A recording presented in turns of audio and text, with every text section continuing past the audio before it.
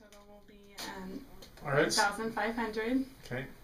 So we're just here in the office. We just finished our consultation, and I'm doing something I never thought I'd do in my life, and that's going to another country and having to pay for Medicare that I can't get in Canada. So here we go.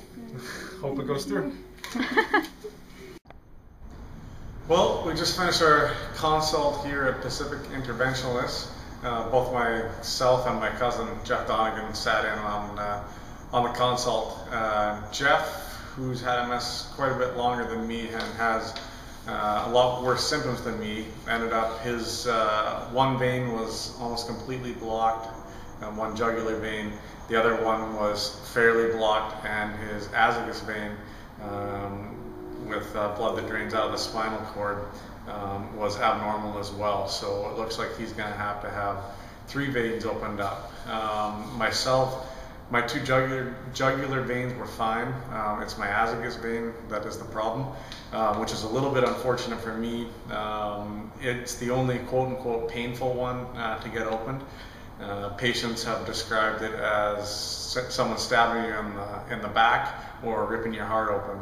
And essentially what they're going to do is look at the valve, and they're expecting the valve to be faulty, so they're going to put the balloon in, blow up the balloon that'll actually tear the valve open, and then pull out. But the vein itself is very tight and narrow to get through and to get to. And where the abnormality is between the spinal cord and the heart. And so what's happening is the vein itself is collapsing under the pressure of being between a spinal cord and the large muscle of the heart. At this point, I'm not sure if stenting is going to be needed.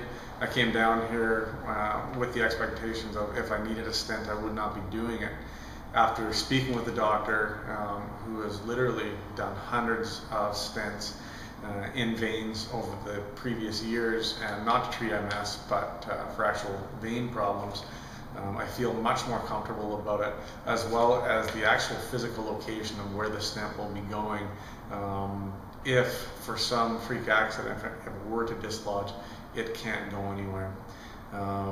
Also, the doctor was saying with the patients that they've treated for CCSVI, they have had no restenosis since moving from a 10 millimeter balloon to a 14 millimeter balloon. So that was really positive. None of the patients have had to come back since switching to a larger balloon. So it's been a little mentally draining and mentally tough.